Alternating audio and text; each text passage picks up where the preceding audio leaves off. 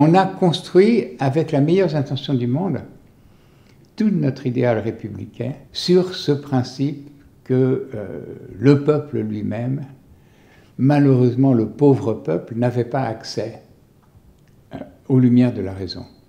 Et que ceux qui avaient ce privilège d'accès avaient vocation à gouverner au nom de l'intérêt général.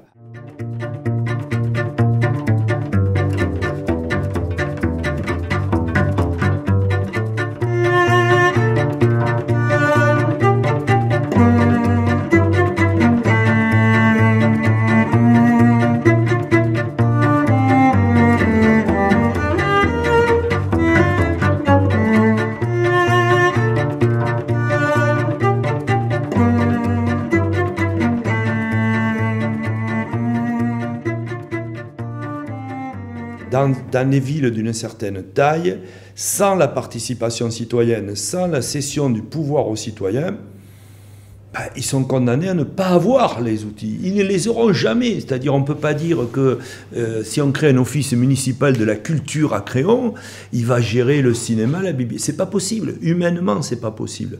Donc, il arrive un moment où les citoyens, c'est vrai, sont obligés de prendre en charge même leur destin et leur gestion. Le rôle du maire, c'est un catalyseur. Ce n'est pas un acteur. Le rôle du maire, il doit favoriser au maximum l'implication des gens et la prise de pouvoir par les gens. Il n'est pas la science universelle, il n'est pas quelqu'un qui sait tout, il n'est pas quelqu'un qui a tout vu, et surtout, il n'est pas quelqu'un qui est otage de ses services administratifs. Et c'est là où nous, les élus, nous avons à reprendre le pouvoir sur le technicien, sur ce qui peut aussi nous peser dans notre volonté de vouloir avancer ensemble sur un projet commun. Il faut savoir que quand on se lance dans cette politique-là, ce n'est que des affrontements, des différends, des négociations, ce n'est pas la solution. Derrière l'idée de pouvoir d'agir, il y a un idéal démocratique qui est celui d'une démocratie conflictuelle qui oblige à toujours remettre en débat ce qui sinon se cristallise sous la forme d'un consensus contrôlé uniquement par les dominants. Voilà. Il y a ceux qui ont bien compris les règles du jeu et qui arrivent à tirer leur épingle du jeu, et puis il y a ceux qu'on laisse sur le côté, qui n'ont pas pigé les règles et qui du coup voilà, passent à côté. Et, alors voilà, c'est les remettre dans ce jeu-là, et non pas pour penser un système qui serait une fois pour toutes nickel, mais où on rentre sur le terrain de jeu et on vient jouer le match, et puis il y a des fois on perd, puis il y a des fois on gagne, mais au moins on a joué le match, quoi. Le danger, je trouve, du pouvoir d'agir aujourd'hui, c'est comme si c'était finalement pouvoir d'agir des habitants, comme si c'était finalement la finalité. Je crois que c'est un moyen, c'est pas une finalité. Je crois que Mme Baquet le dit bien dans un de ses livres, le pouvoir d'agir, ça peut être employé dans l'entreprise, ça peut être employé à gauche, à droite, n'importe où. Le problème, c'est mais avec quelle finalité on met en place le pouvoir d'agir? Une fois que le pouvoir est conquis, qu'est-ce qui va se passer? On va retrouver très certainement ce qu'on disait tout à l'heure, hein, les structures de pouvoir classiques, au sein même des petits groupes qui ont été des collectifs de conquête du pouvoir. Rien n'empêche de penser que le pouvoir d'agir conquis par les opprimés d'aujourd'hui ne prépare pas les apparatchiks de demain.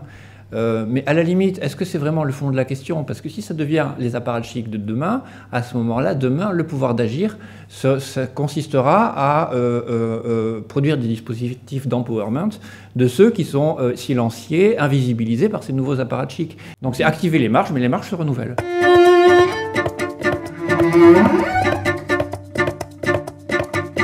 Il s'agit d'une certaine façon de construire une alliance entre les gens et les assos qui s'occupent des gens. Pour dire, bon, notre boulot, c'est de vous donner le pouvoir, mais on va, donc, non pas notre pouvoir, hein, de vous donner un pouvoir qui n'existe pas aujourd'hui. Et notre pouvoir à nous, il va se transformer, ça va être effectivement les accompagnateurs des outils à votre service. On va mettre nos compétences, notre expertise, nos savoirs à votre service pour construire que vous construisiez votre propre pouvoir. Et à ce moment-là, le centre social peut s'appuyer sur un pouvoir qui existe pour revendiquer auprès de ses tutelles plus d'autonomie, plus de liberté, de la même façon que tous les gestionnaires de l'État social, d'une façon ou d'une autre, et de la République, se rendent compte que, d'une certaine façon, ils n'ont de moins en moins de prise sur les réalités.